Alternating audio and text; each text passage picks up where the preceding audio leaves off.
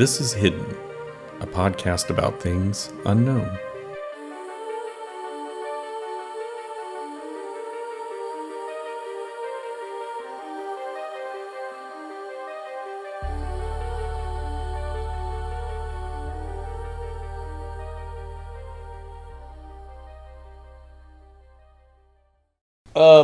So I can give you my spin quickly, and then Drew can kind of let you know what he kind of does. But What you are hearing is a discussion on how to drink bourbon.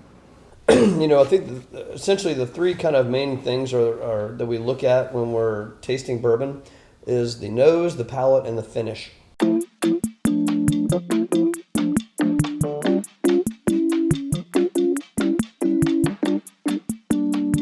This episode is not a how to drink bourbon, although we will get back to that conversation later in the show, but it is about two men James Thomas. Andrew Chostner, originally from Rockville, Illinois.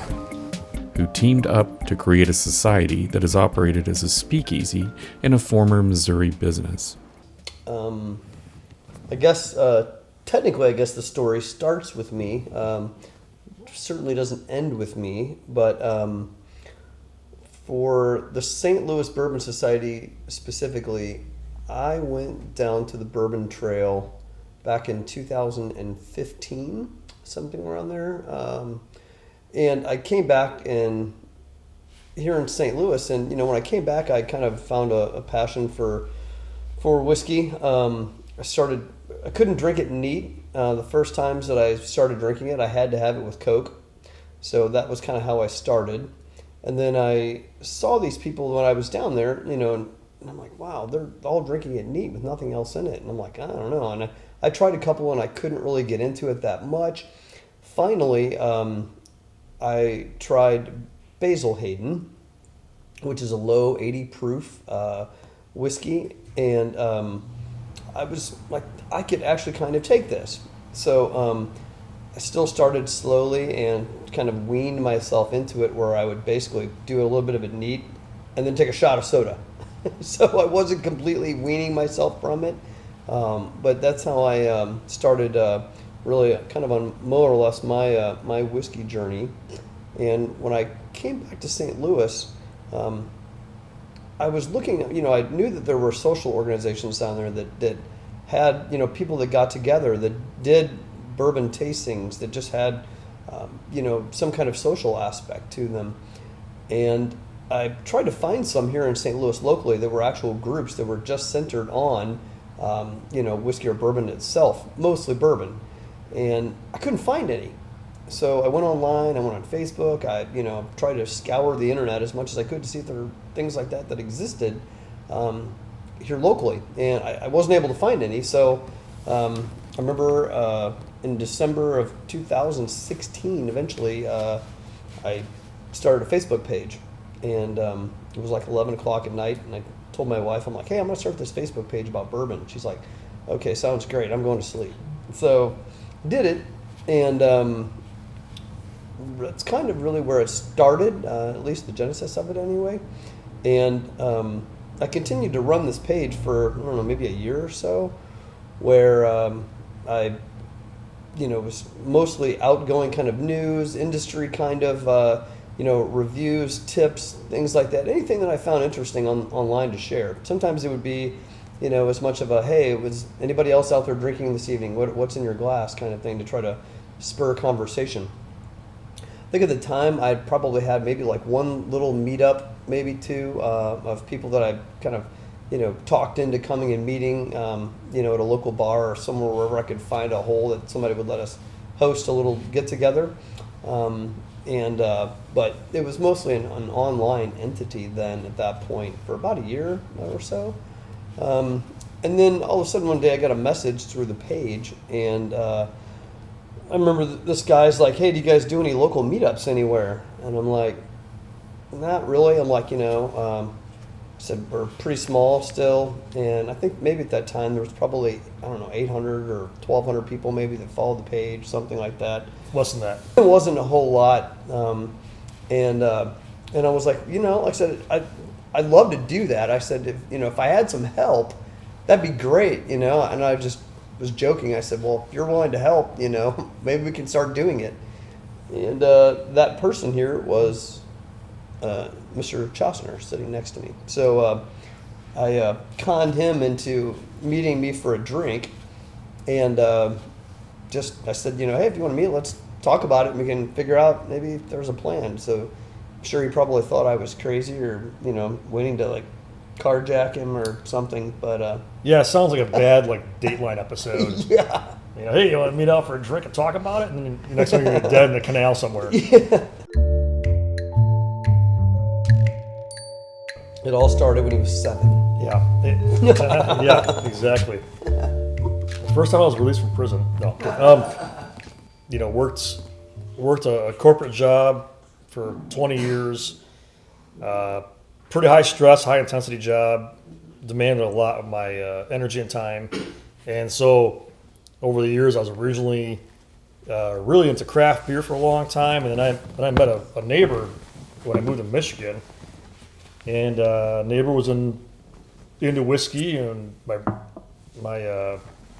went camping with him and my brother, and realized my brother was into whiskey too. So kind of had this camaraderie between all three of us, and kind of went down the whiskey path and started trying to figure out, just like everybody else, like where do you start, what do you do, and like what's good, what's not good.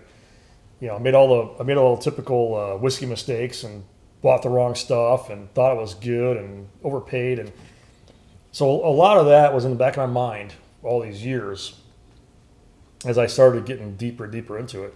I'm not from this area. I moved here from Chicago land area back in 18, and when you move to a new area, you don't know anybody, and I knew that I enjoyed whiskey and wanted to meet some similar minded people. Searching around, I found one group and it didn't work out, so then that's when I messaged James, and when we met, I started talking about the bourbon study. He had a great idea in his head, like as far as where it could go, what it could be, and since it was just him, it wasn't there yet, but he knew he wanted something more out of it. And when I looked at it, I was like, it could be a lot more. I think you're really onto something here. So from there, we kind of planned out the next couple of years what we can do with it. How can we bring people together? How can we give them a good experience and kind of make it our own, unlike some of the other groups that were in town, which do a great job. It's just that it's not what we preferred as far as that social experience goes. So yeah, from there, we kicked off getting more people to follow us. We started working on trying to get people together in person events, and that was the genesis of, okay, so you could bring people together and talk about whiskey, but you need to have brand support some part at some point. So it was that long road of, you got to meet people, you got to go to where they're at, you got to go to Kentucky, you got to go to New York, you got to go to California. So we've been all over the country meeting these different brands and master distillers and distributors, and understanding their stories and bringing their stories back to St. Louis, and then bringing them here to have events, and then eventually turn to festivals where we can bring them all at the same time and give the guests that come to our events a complete window of what it looks like with all these brands, and get to experience a bunch of brands all at once, all one day or one night. And then, so when I met James, I had, I think, 16 bottles of bourbon, and they were on my one shelf of my cabinet. And at the time, I was like, I never had 16 bottles of any liquor ever. I have 16 bottles of bourbon, and I was like, wow, that's a lot. Like I felt bad. I'm like, I'll never drink all that. And so I met James, and he really started kind of talking to me about focusing my energy as far as what are you looking for, what do you want, what do you like. And the first time I went to his house, I was just shocked. I'm like, I never thought somebody would have more than 25 bottles of bourbon. And I won't say a number, but I'll just say there was a multiple of 20 probably or more of what he had there. And I started realizing, like, he's been into it much, much longer than me. And for years, he'd been, researching and educating himself and collecting and traveling. And he had all this stuff I never even knew existed or seen before. And I was like blown away. I'm like, that's super cool that there's all these varieties that I can go to the store and not see these things. Like, he has this stuff. I was like, wow. Like, people have been doing this for a long time. And the light bulb started going off in my head that there's a huge community of these people who are just really that passionate about this spirit. And I was like, man, like, I can kind of relate to that. Like,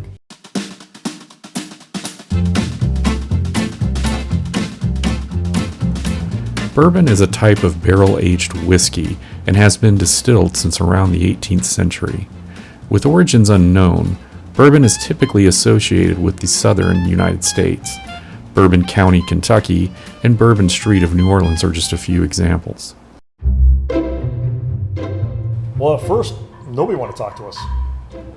We were the St. Louis Bourbon Society, and people were like, A, don't know who that is, B, you're in St. Louis. Yeah, so sometimes you have to fake it until you made it. Yeah. So I remember calling Four Roses back in 2017, which is probably honestly one of our first larger events that we ever did. And I remember calling the distillery, and I'm like, "Hi, this is James with the St. Louis Bourbon Society," and they're like, "Oh, great, the St. Louis Bourbon Society." Yeah, I'm sure they had no idea who we were, but it sounded really good over the phone, and It sounded very regal. it sounded very regal. Yeah, and so the secretary's like, "Yeah, let me put you in touch with Al, who was come to know later, Al Young, and yeah, so he was one of the great ambassadors for Four Roses, and we eventually got kind of set up with the first big in-person event that we did, which was with Four Roses with Dan Gardner, who's another kind of legend in the bourbon whiskey world. And he came to St. Louis and hosted our first actual, in-person event, which I think kind of kicked it off really in a lot of ways. It gave us a lot of credibility when the brand started taking notice. And then once we kind of had that basis, we just did an event, last month with Dan Gardner from Four Roses. Oh, okay, yeah, you did it with Dan, and then things kind of. That one was scary though, because that was our first event where we had overhead. We'd have food and bartenders and yeah, and they came at the end of the night and said, "Here's your bill. So yeah, pay up." And we said, "Oh, do you guys take credit card?" We kind of scratched it on paper, like what it would take, and they were like, "We're like, okay, that works. Yeah, we'll do that." And we just, we did ticket pricing. We just didn't think about profit. We just wanted to get people together. So in the night, we didn't account for gratuity, tax, all these other things. And at night, and that the ticket company doesn't send you your money until 4 days after the event. Yeah. So got the bill, and I'm like, dude, it's how much is in your account? It's like $2,000, and I'm like, I don't have $2,000 on me. So we had 3 credit cards or 4 credit cards. We're like, hodgepodging together. But yeah, man, that was we pulled it off. That was a great event, and it was. We had a blast. Yeah, it went Still one of my favorite ones we ever did. Yeah, probably had about 75 people there. Yeah, that was good. One of the larger just down the in-person street tastings we've ever had. Hendrick's Barbecue down the street. Mm-hmm. Yeah.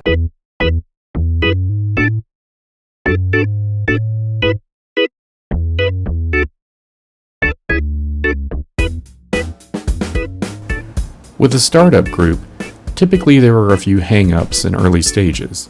For James and Drew, their first hang-up was not something expected. Same can be said for many businesses that were already in operation. So, we were getting ready. We had gotten to the point where we had done several smaller tastings, and we knew that we wanted to try to tackle something a little bit larger. And that's when the whole idea for the Bourbon Festival came about. And so we started planning a bourbon festival. We were looking at, what are some unique venues around St. Louis that we could host this kind of thing at. And we didn't want to do it in another, hotel lobby or conference room like others maybe have done in the past. And while they're awesome events, it's just kind of you walk up and down the aisles, and it's more of like a office conference kind of thing with whiskey, which is nice. And we knew that we wanted to have something with, for us, a little bit more character. something that highlighted, our city, and something that was also that kind of spoke to us in terms of architecture and history, which are two of the things that Drew and I both really cherish. So we were looking, and we also, on top of the art and the history and the cool factor and all that, we also needed somewhere that could meet our budget. So trying to get all of those things, we want somewhere really cool, really historical, and a little bit cheaper because this is the first time we've ever done this and don't want to lose our shirts. Well, we started, I'm thinking, I'm like, hey, I just, several years ago had my wedding reception at the Grand House, the Grand Hall down the street from the Lemp Mansion.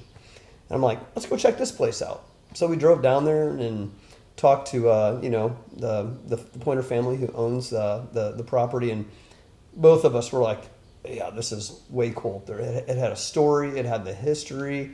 It had the whole haunting theme, which was really kind of cool on top of it. And so that's where we decided to pull the festival at the first time. We started going down the alley, and we're like, okay, we're starting to plan. And then all of a sudden, whammo, COVID hit.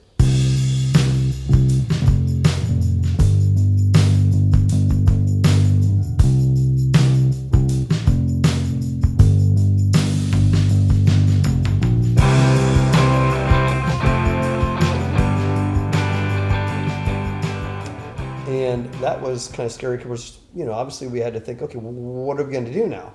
How do we retool ourselves in the middle of COVID to have a social group, that's all about let's get together and drink whiskey, and now nobody can stand, within 6 feet apart or even go to the grocery store to buy toilet paper.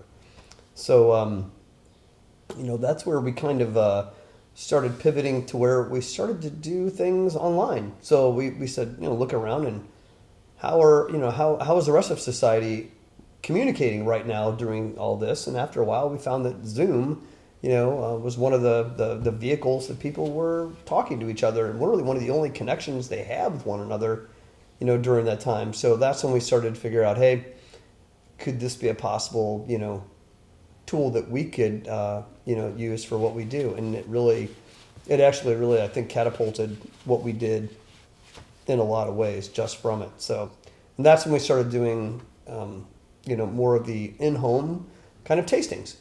So we figured, hey, we could do things in-person tastings. Why couldn't we do these in your house, in the comfort of your living room with your pajamas?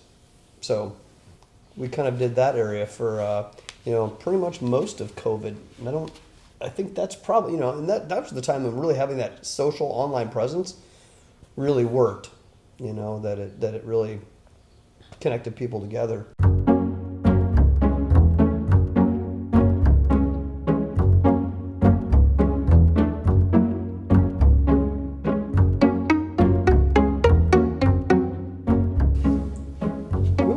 We worked with lots of retail partners. We don't do them anymore, so technically it's okay. But what would happen is we'd get a brand who would be interested. We'd pitch them, we're going to do this virtual. They would send us a product through the 3-tier system, of course.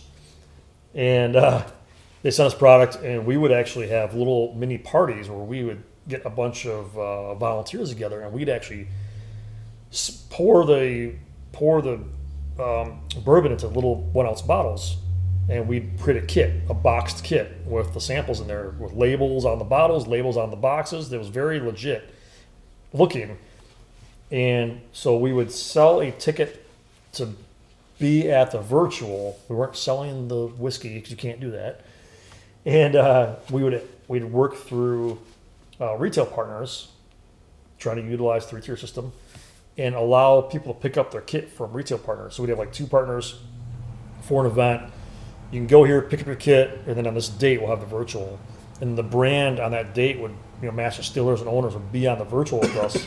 We'd have 50, 60. I think at one point we did 100. Yeah, we had one with Freddie Johnson from Buffalo Trace, and I think there was almost 100 people on there on that Zoom. So such great experience, especially when people had no other means of interaction at the time besides a Zoom call during work. That doesn't count. So they were cathartic. They were a way for people to get away from the situation going on in the world. And we were able to provide that, so much so that other brands heard about this and were starting to call us to have us help them develop their virtual kits that they were going to do themselves. And they were selling them at the distillery, and they were shipping them and doing all sort of stuff. So we did, what was the one we did? We actually helped design the packaging, the box, the labeling. That was MGP, I think. It was with MGP. Remus. So we actually helped develop their entire kit for them. Yeah. One of our admins was a pretty good with graphic design and actually helped develop their stickers and everything. It was actually really eye-opening. It was like, hey, somebody's calling us now. Yeah. Need our help. Started getting into like cardboard box design, and Yeah. it really tooled a lot of the headspace where we were like, okay, I really didn't see us going down that path.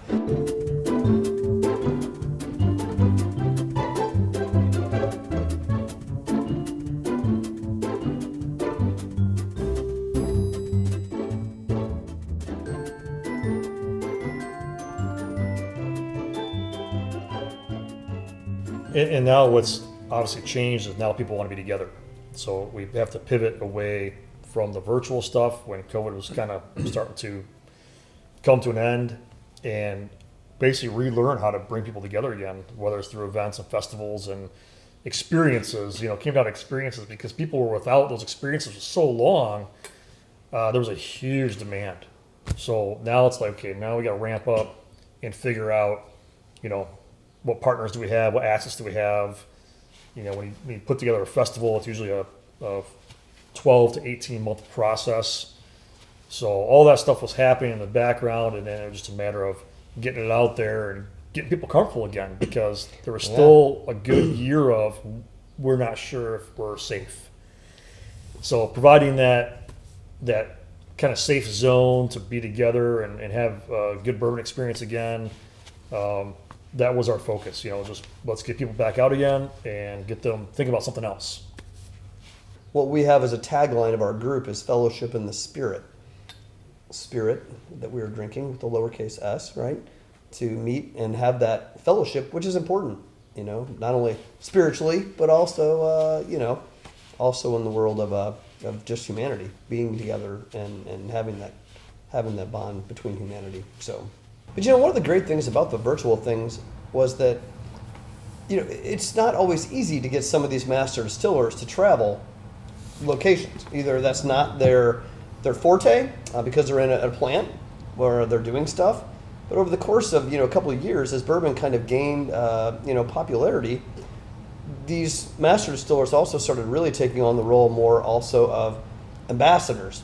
So they would really go out, meet people, meet the kiss babies and shake hands. And so this was a way that we were able to have, some of the most celebrated master distillers in the entire country on a Zoom call with people sitting in their house in their pajamas. I mean, and I think people really, it was a real breath of fresh air in the middle of a time when people couldn't even go out and go grocery shopping. So, that was really kind of a unique experience to be able to do that. So.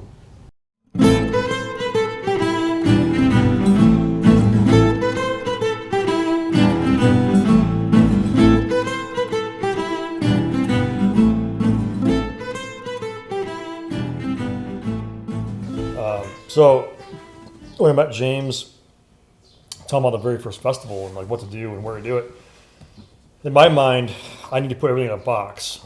James doesn't think that way. So James thinks, not to be, What's a box? ironic, but I'll think outside the box. And so really, he wanted to do a festival, and he likes St. Louis history. And now that I've been living here for a while, and I love history too. And I really started digging in deep into St. Louis history and, the French influence and just all the different cool things about St. Louis that I really enjoy. And so he said, well, we should do one of our festivals down at like the Lent Mansion. And I was like, I don't know what that even is. So I had to be like educated. So we go down to Lent Mansion, we check it out. I'm like, wow, this place is cool. And then I learn the history, do some of the tours. James got married there. And so it's like, okay, there's all these connections. And then started realizing like this oldest part of the city, one of the oldest parts of the city, They have all these cool cave systems underneath, and all the history about the Lent Brewery, the Falstaff Brewery, which really kind of got me thinking. I'm like, man, that's super cool. Like, I can imagine myself now, like standing down here drinking a glass of whiskey. This whiskey might be, the company might be 100 years old, and we're standing in an area that's over 100 years old. Like, this would be a cool sight. And so, kind of James is the one who kind of said we should do it here. And once I kind of got my eyes on it, I'm like, okay, I can start to see this now. I could see how this would be set up. I could see how we can do this. So the very first year was at Lemp Grand Hall, which I believe is at 1800 Cherokee Street, and it's a 3-story building that has they use it a lot for like wedding receptions and different private parties and events. And so that was our first year there. We had 700 people in there, and so that was a lot of fun. And then eventually we grew it to the point where now it's 4 city blocks, indoor and outdoor, in the Lemp Grand Hall, Lemp Mansion. And so you can walk the streets of Cherokee and Demino with a glass of whiskey outside and walk past like Lemp Brewery, walk past the silos where all the grain was stored, walk past International Shoe Company, Lemp Mansion. Just a very immersive experience. And that is something for a bourbon festival. That is something that a hotel conference room will never give you. Yeah, and we've been to several that have been, they do them very well. It's just that I don't think you don't get the full experience of being, outside or, in the historical part of the city. So then after that, we wanted a kind of a day event where a bit more casual and try to hit on maybe some of the newer people who are getting into whiskey, and so they don't feel as intimidated. So James and I are both into craft beer. We did something very selfish and decided to do a basically craft beer and bourbon festival, and called Bourbon and Brews. And this one, we're trying to find a venue, and we knew we wanted to be outside during the day because I really enjoy day drinking. I think James does too. Every once in a while. Not to excess, of course. Of course, moderation. Moderation is the key. And I can't remember who even mentioned. I think I saw a news story. You saw a news story, or what? We both saw the news story that they were opening this food truck beer garden at the original site of Frankie Martin's farm in Cottleville, and off of Highway N. And they kept the original Frankie Martin's farmhouse, turned it into a whiskey house. It's from circa 1870 or whatever it is. It's old. It's original. And I was like, I think we both had the light bulb at the same time. We're like, that would be cool. Like, do an outdoor day drinking event, beer, bourbon, and do it at this historical farm site in Cottleville. And there's food. So food. We don't have to think about the food option. It's literally, people. It's a good idea if people are eating while they're drinking, and it was all right there. It's like. As businesses began opening their doors to the public, James and Drew were back to setting up in-person bourbon events. It was only a matter of time before they needed a location. Where we're sitting, I don't know if we covered the club yet, but so where we're sitting is used to be a pretty nice candy store. They made their own candy here. It's called Sugar Cubed. They were around for a long time, and then they closed, I think, around 21. So they permanently closed, and building sat vacant for about a year or so. We're in St. Charles, right on Main Street, across from Schlafly's. So corner of Main Street and Boonslick is where our building is. Anyway, this area we're in, I think a lot of people don't realize how significant this area is. We're essentially about 4 blocks down the street from the original state capitol. This is the oldest city in Missouri. Lewis and Clark started their expedition up the Missouri, a block away from here. Every building down here on Main Street, not this one, but all the other buildings, basically were all, for the most part, French traders who built those buildings. And, we're there living and trading. They live upstairs and trade downstairs, right on the Missouri. And I think this area has just survived and been amazing, amazing place for people to walk back in time. I mean, you can just walk down the street, you can feel it, you can smell it. You know, it's just an amazing area. And when we were trying to decide where to, you know, have our physical club space, you know, we wanted to be in an area where obviously we like the history. We want to be somewhere historical, one where accessible, so we're off the highway, really close to the highway. And we kind of fell into this place, and you know, we no joke, we looked at one place. This was it. Like, this was the first place we looked at. Yeah, that was pretty. And like literally the next day, we're like, we'll take it. Like, we didn't even look at a second place. Yeah. Because we knew when we saw this place, location, how it's set up, the owners, we knew this was the right fit. But And then we were right across the street from a Cajun barbecue joint. We were like, okay, yeah, we're probably there's a there. brewery, Cajun barbecue.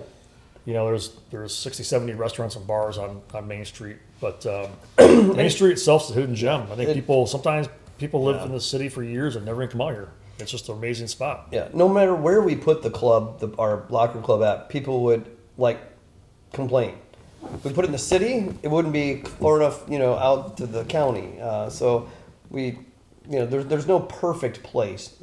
But right here at 70 and 270 is kind of a major, you know, hub. You know, so between, you know, the location and the building itself and the owners, it was odd when you're and we're pretty reasonable people. We're pretty business-minded people also, entrepreneurial people. And we said, do we really both think this is the one? And we only visited one. I'm like, tell me. Like, we went out to the car, and I'm like, please tell me why that wouldn't work. And I think both of us had a good vision when we walked in and looked around, and you know, and we, like I said, we belong to several locker clubs, so we kind of had thoughts in our head already what it may look like, and walked out to the car. I'm like, I go, I don't think we need to see anything else. Yeah, this is literally it. And like that statement right there is like either the biggest mistake you'll ever make in life, or the best gamble. I think it was the best gamble. Yeah, I thought it was perfect. Especially when the owner of the building, he's like, "Well, what are you guys thinking about using the place for?" Yeah, and we're like, we didn't want to tell him. We were like, we're thinking about a private club space. He's like, for what? I'm like, yeah. And then he's like, bourbon? I love bourbon. Let me tell you. And then he's like, you know, what kind of bottles do you guys have? He enjoys bourbon, but his wife enjoys bourbon more. Mm-hmm. So he's like, I gotta get my wife over here because she'll really dig this place. So and she came over and we opened a bottle of bourbon, and that was that. We signed a contract. Yeah. And she likes tequila too. Yeah, she likes tequila too. So yeah, they've been great people to work with and great partners. And you gotta have great partners. Yep. Any business you're in, you gotta have great partners, and it's okay. What we learned is it's okay to change partners when it's not a great fit, and we've just been very lucky so far with who we've met.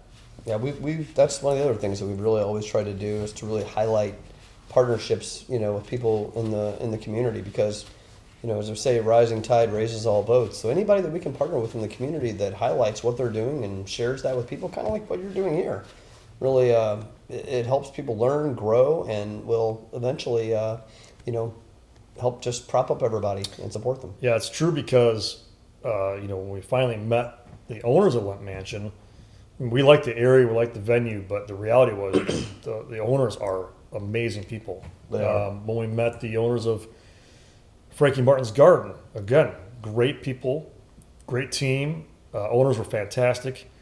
And, you know, if those things didn't work out, we'd have to probably pivot and do something else. But because of how great the partnerships are, I think that's what helps us be successful. I mean, you know, there's no way we can do it on our own. You got to have great people, and you know, with them and our own admin team and our ambassadors, the club here, all of it works together. And without all of them, you know, we wouldn't be able to do what we do. We have such a wonderful group of volunteers in our group. You know, when you try to start putting on festivals that reach over 2,000 people, if you don't have some kind of volunteer mechanism, it's going to be really tough for you to function. And we have some of the best volunteers anywhere in St. Louis that whenever we say, hey, we could really use a couple people to come over and help with this thing, it's not even well, what are we doing? It's like, just tell us where to show up.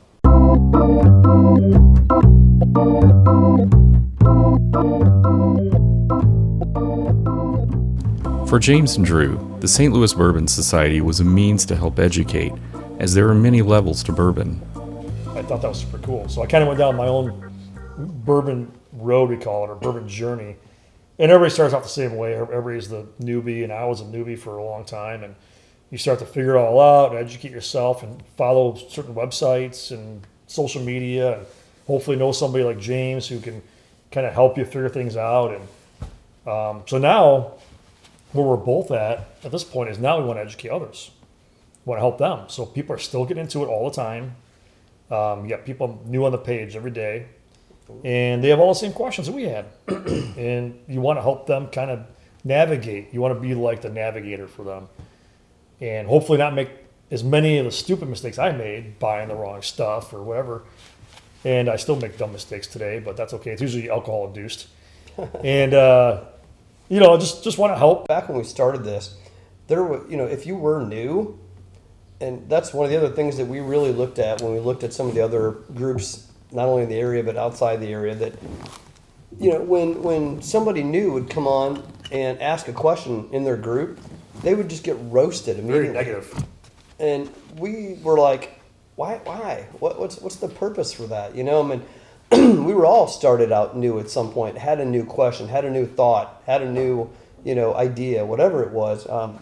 And some of the other groups that we were a part of, both of us, somebody would say, "Oh, I really like this bottle. What does everybody else think?" They'd be like, "This is trash," or or that master distiller is just, a piece of junk, or has no idea what they're doing. I mean, they were just trash people. We're like, it was just very disrespectful. So we have, and it's not always easy with a group of, a couple thousand bourbon drinkers, but we've tried to create that, playing field on our pages, especially on social media, of trying to be respectful, and that's why our page has, at any one given time, almost 8 admin that run our page to monitor that, to, look, if you have an opinion, that's one thing, but don't be disrespectful of somebody, calling them names, so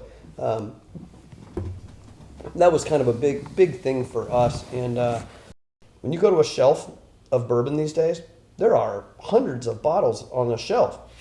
And for a lot of people, when they walk in, they're like, I have really no idea what I'm looking at. So if you walk in and you're brand new to bourbon, you are either going to buy something potentially that's not good, or you're going to be a victim of whatever the store person tells you is the best. That's not always the case, depending upon what store that you go into these days. Depending upon what they're pushing or whatever else, or what their main motivation is. Well, you can buy this one over here because it's a good price. Well, who cares if it's a good price if it's not really a very good product? Then you could go down that rabbit hole as far as you want to. So the space really allowed us to focus, number one, on education, which was awesome. Number two, which was fellowship in the spirit, right? Which is what we talk about, of getting together and actually, that human element. And then also the third part is charity. So that is one of the other things that was kind of important to us, that, most of the things that we endeavor, we try to bring some type of a charitable aspect, to them. And we try to do that with especially with all of our larger festivals, where we can really make a bigger impact. We've tried to add a charitable component onto all of those. So for the last few years, it's been law enforcement, first responders, or even like for the new one that's coming up here next weekend, Bourbon and Brews. This will be the third year for Bourbon and Brews, and we'll be highlighting again Steve's Feed the People from Steve Ewing from the Urge. So that's kind of hit all three things that we had going on, and we're like, yeah, this place kind of works. So, yeah.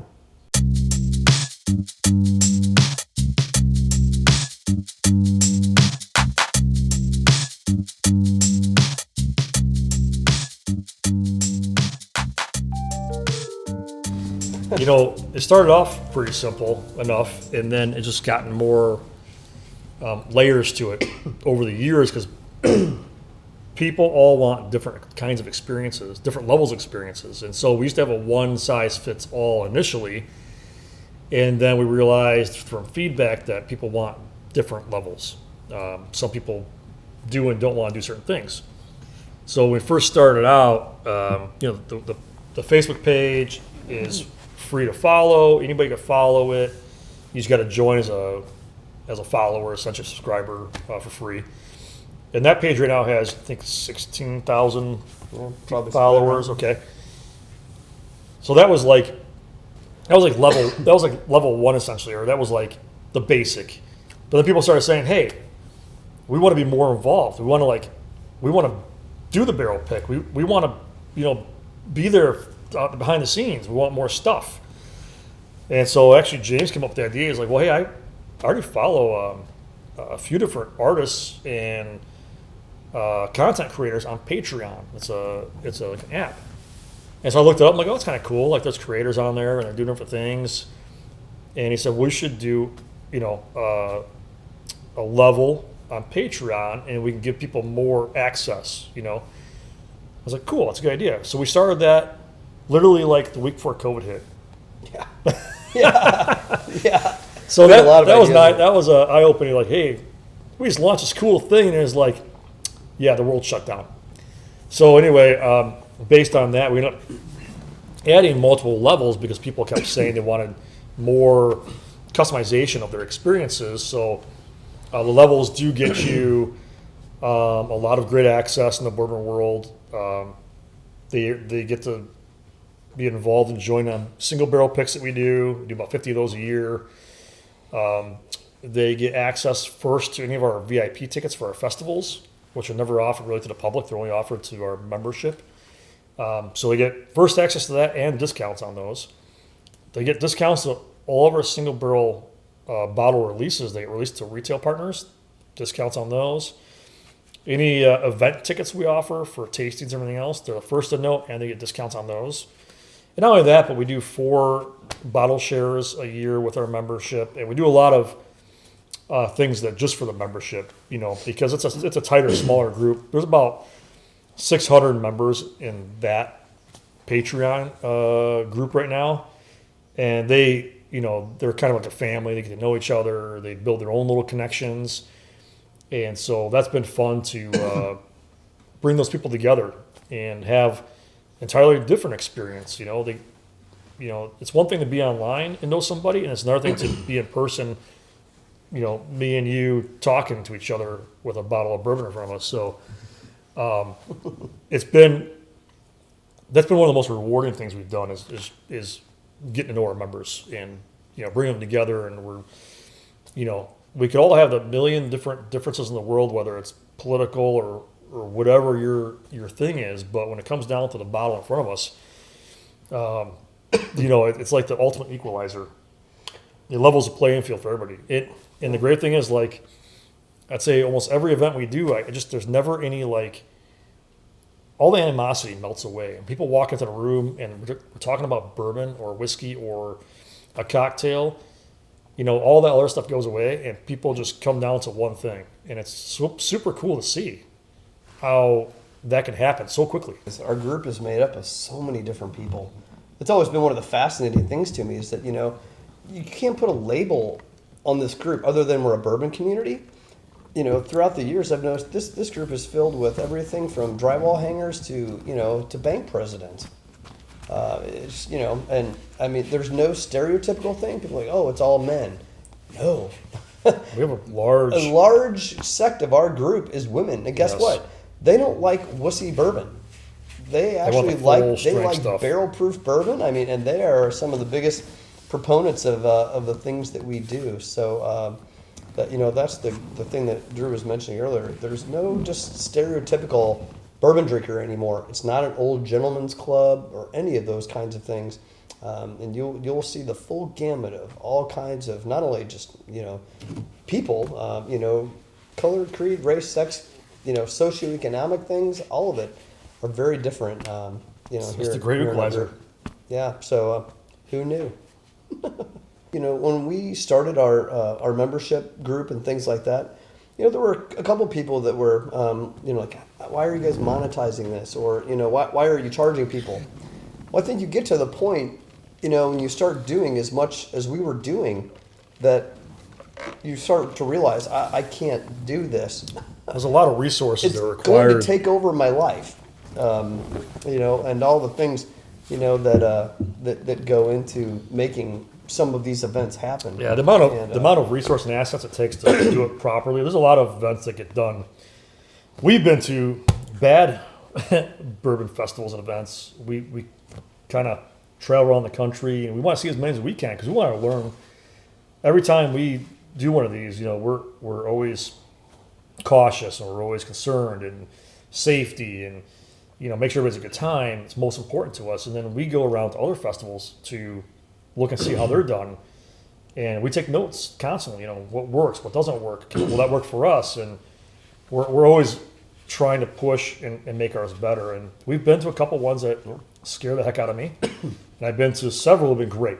And we became good friends with most of the people who run the good ones because it was a good network to be included into. And then we pick their brains and then we invite them to ours.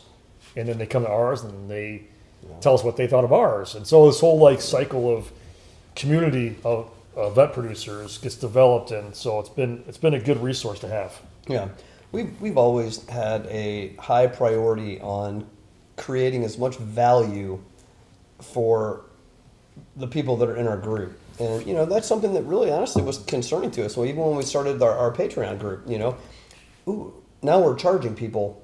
Now we need to really take this even more seriously about, at the end of the day, am I getting my money is worth for this? And we did have people, that said, oh, well, I don't want to pay $10 a month. So we looked introspectively at ourselves and said, is this really worth it for somebody to pay $10 a month?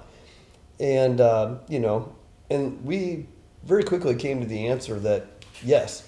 And when people will say how, we say, well, we do almost 50 barrel picks a year now. And almost every single one of those barrel picks, our members are given at least $5 off that bottle. So even if you do nothing else in our group, and the only reason you are here is to buy single barrels and sit at home and drink them by yourself, you're going to get that amount of money back every month in doing that. And I think it's really just grown even more from there on what we try to offer people for being a member of the Bourbon Society. Almost every major city now has some kind of a Bourbon Society in them. And they have different ones that have different kind of business models and how they run their groups and what they focus on, et cetera. So they're all kind of a little bit different in how they handle things. So,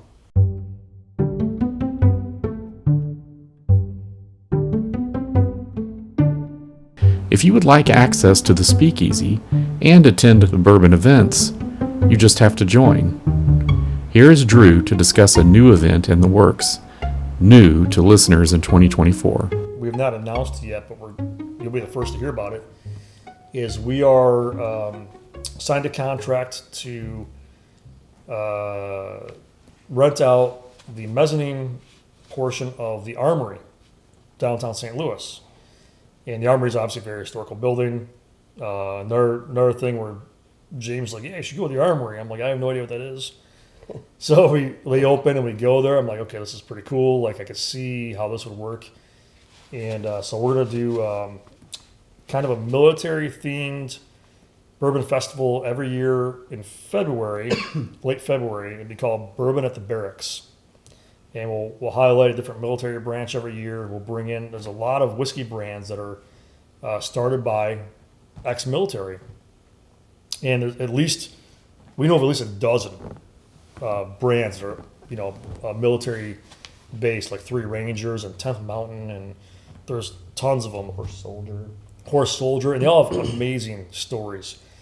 And we want to tell those stories. We want to kind of honor our military personnel and do a great job, and highlight those whiskey brands and bring them all together at the same time and drink bourbon. I can't see what could go wrong. I don't either. We'll have armored vehicles on site in case we'll have a stuff gets tank out of and hand. So, Black Hawk land in the parking lot, and ooh, that sounds good. I like that idea. who knows what could happen. We'll see. Let's have them come through the roof on zip lines. That'd be awesome. It's what really all came together in my mind was I brought my wife's father. My father-in-law was in town. we're like, what should we do today? So yeah, let's go down to the armory. And so he's like, I don't know what that is, but sounds cool. So we go down there. We walk in, and he's really quiet for like first 20 minutes. Doesn't say anything. And then we walk up on the mezzanine and looking down, and I look at him. I go, Mike, you need anything? You okay? He goes, I slept right there. He goes, this was a staging site when I was enlisted and I was shipped out. He goes, I slept right down there. And he started talking about his friends were with him that day. He was there for 24 hours. And it all clicked in my mind, like, oh my gosh, like there's so many stories and people that have come through this facility in the last, 80 years. And all this military personnel who's been through here, and they recognize the site. They know what this is. And to see it, how it's transformed, he was like, he was trying to wrap his mind around what had changed. And he's like, and once he figured it all, he's like, that's where I was. For 24 hours, I was right there. And so he had named all his mates who slept next to him. He knew all the guys around him. He's like, he named all of them, like 6 or 7 guys. He's like, yeah, then we all shipped out and never saw those guys again.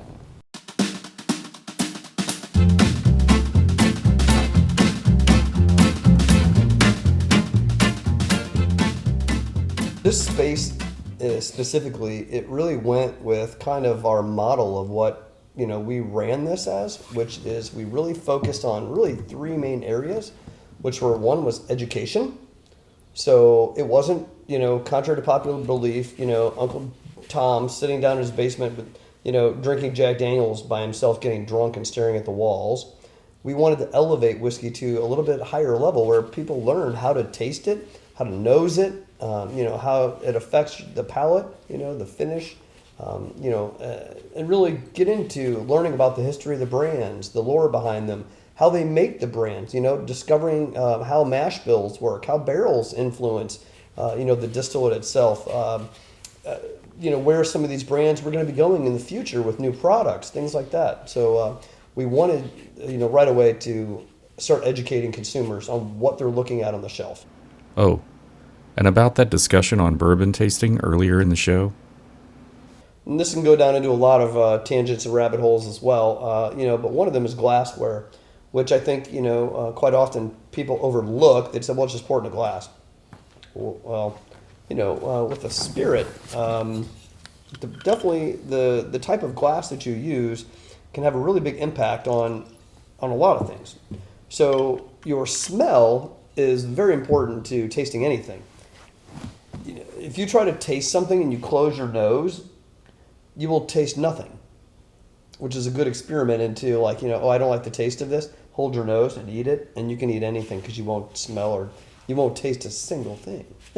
So within the world of bourbon, the type of glass that you use, specifically how big the opening end is, where the top of it is, has a direct impact on the flavor and what you get out of it. Again, a very traditional glass that is used often in whiskey tastings is a Glencairn. Personally, it's not my favorite. I prefer a glass that has a little wider opening on it, almost the size of these, or sometimes even a little larger, where you're still getting some of the vapors that come up, but you're not losing all of it. So I wouldn't pour it like into a rocks glass, per se, because it would lose all of the nose onto it. So, but for what I do is I will usually swirl it in the glass just a little bit, so it can kind of aerate itself a little bit and open up. Also, some of the vapors have a little bit of time to escape through the glass, whatever I'm using. And then I will, I will open my mouth, and I will usually go back and forth between one nostril and the other, because for most people, one nostril is not always the same as the other. Mine is very much that way because I don't have the greatest nasal cavities. So one of them, if I cover one of my nostrils, is always open more than the other one. So what I will do is I will kind of, go back and forth from, right to left, and nose that, smell that, kind of moving back and forth between each nostril. So that way you're able to identify some of the notes that are in it. And your palate, anybody's palate, can be completely different. So we did a great educational event last night with Heather Wibbles, the cocktail contestant out of Louisville. And as she said, never let anybody tell you that your palate is wrong. So what you taste is what you taste. What you smell is what you smell, right? So what I will do is usually nose that to get certain flavors out of that particular product. And then, especially if it's the first pour that I've had of the day, I will take a little bit and I will swoosh it all around your mouth, which sounds a little bit counterintuitive to drinking high spirits. Oh man, it burns. Yeah, it's going to burn a little bit, right? But after you do that, you can follow that up with another taste, which will allow your mouth to not be. It'll open it to receiving flavors that if you don't kind of wash it around the first time, you won't really get a lot of those flavors. So honestly, to really start tasting things, I think you really need to have about 3 sips of something kind of washed around your mouth before you can actually, your palate will start to identify certain, tasting notes and flavors in that spirit. So you'll basically nose it and then you'll taste it with your palate on the front of your tongue, the back of your tongue, which all has different receptors for tasting sugars and sweet versus, spice or heat, etc. And then the very last thing is the finish.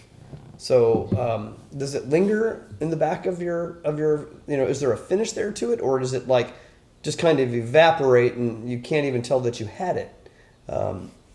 So those for me are kind of the bigger things. One of the things that sometimes I will do is what Jim Beam kind of said, Fred No, so the master distiller of Jim Beam, he calls it the Kentucky Chew. So you'll take a little bit in your mouth, and I know can be triggering for some folks. There's actually an actual illness called, it's way too obscure for me to remember, but when you go, We just met somebody who has it. yes. So you take a drink, and you hear that chewing kind of, like you're smacking your tongue, I guess. And that really opens up some of that. It's like nails on a flavors. chalkboard right now for some people. They're like listening to this Yes. going, turn this off. Yes. I can't listen to this anymore. Yeah, so that's a huge one. And then, the first time you drink something, a lot of times you'll get what they call the Kentucky hug, which you'll feel it burning all the way down your esophagus, right? So your mouth is, and your esophagus is saying, what are you doing to me right now? But those are kind of, for me, those are kind of primary things. I don't know, Drew, do you have any other things that you kind of habitualize when you're tasting stuff? I think of you. So yeah, very similar. James has a lot of great knowledge there. Been doing it longer than me, but some things I've kind of started doing as a habit myself is he's correct. The glass. I prefer a Rastel glass, which is what we're holding right now, for a couple of reasons. One, a Glencairn was never meant to be drank out of. It was only meant to be as a nosing glass because it has a tighter circumference of a top. Diameter of top is smaller, and it funnels that aroma. And mostly for scotches, right? Yeah, Scotches the problem and Irish is whiskey. scotches are lower proof, whereas bourbons tend to be higher proof. So that's a bad thing if you're trying to nose it out of a Glencairn. You're funneling that ethanol straight up your nose, and it can really, burn your nose hairs. And yeah, not so great. So that's the one reason why I don't care for that as my glass I drink from. The second thing is, on the Rastel glass, there's no stem to it on the bottom. So what I like about this glass is that I can put it in the palm of my hand, and it's actually a good thing to kind of warm your bourbon a little bit. It's at room temp right now. It's going to be 70-something degrees, but it's actually opens up a little bit more, in my opinion, when you get a little warmer, up into the, hopefully the low 80s with the heat from your hands. So I kind of hold it like this for a minute, swirl around, and before I nose it, I tend to blow on it gently to get rid of any ethanol notes that might be lingering towards the top so I don't burn my nostril, especially if you're drinking a higher proof product. So little blow across the top of it there, nose it from one side, nose it from the other. I am right nostril dominant. I know this. I still try both sides, but I always get more on the right side. So it's like you're eye dominant, you're hand dominant, you are nostril dominant too. Most people are. So it's good to find out which way you are best at nosing. Get your nose in there. Okay. And like James mentioned, small sip and hold it for a minute, and you're trying to basically awaken all the sensory notes in your palate. And if it's your first whiskey of the day, when you're drinking something 120 proof or more, it's a lot. It's overload. You're essentially shocking your palate at the moment. So you want to take a small sip, but sometimes even just touch it to your lips, just to get that taste on your lips, and then lick your lips if it's really high proof. But from there, once you've let your palate know it's coming, then you can take a little bit larger sip. I still keep the sips pretty small, and I like to chew my whiskey, and it's called the Kentucky Chew, like James said. I like to chew it, get it all over the place, all around the mouth, and then kind of hold there for a second as it warms up before I swallow it, and then you want to exhale immediately because you want to try to get that full sensory going on. So through the nose, through the mouth, a nice exhale, get rid of the ethanol if you can. And that for me is the way I do it. Any way you do it is fine. Whatever works best for you. Everybody has their own way of really experiencing the spirit. But everybody kind of has their own way of doing things. Now, since we do a lot of barrel picks, I try to keep that consistent every time so that when I'm doing my flavor notes, my notes on the pick, that I'm consistently have a process to make sure that it's the same every time. You're consistently consistent. I'm consistently consistent. Thank you.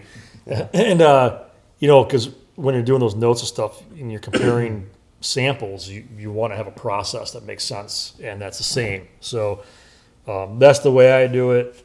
Any way you do it's just fine, and it seems to work for me. So, and some people are really good at it. Some people have a nose, just like perfuming and things like that. Some people can nose a bourbon or a whiskey and, wow, this tastes like, Norwegian, organic graham crackers from the coast of, wherever. Some people are like, I don't smell anything. I smell markers. So, it's not. That's actually a good point. When we do our single barrel picks, some people are intimidated and say, well, I don't know how to write notes or anything, and I don't want to do it. And I go, no, you're the person we want. Seriously, I don't need you to write notes. I need you to tell me which one's the best. Your palate is actually better than you think. You might not be able to describe it in words, but you know which one you like the most. You don't tell me why. Just tell me which one's the best. You know what? We've actually met master distillers that are that way too. So it's legitimate. But here's a pro tip.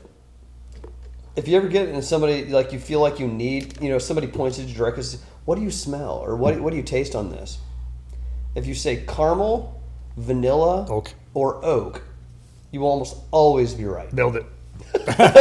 So that's an easy buyout. If you want to feel like you can say things without, not saying I don't taste anything.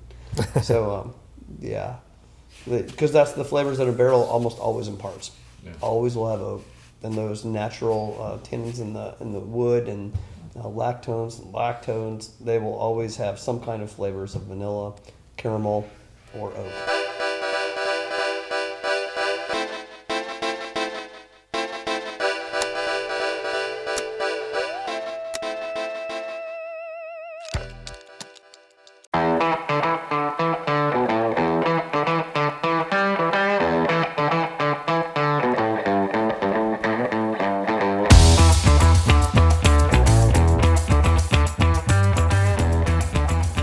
I would like to thank James and Andrew for their interview. Again, if you enjoy bourbon, discussing bourbon, and drinking it, check out their Facebook page. You can also look up St. Louis Bourbon Society. This is Hidden is brought to you by Southside 2-Bit Studios.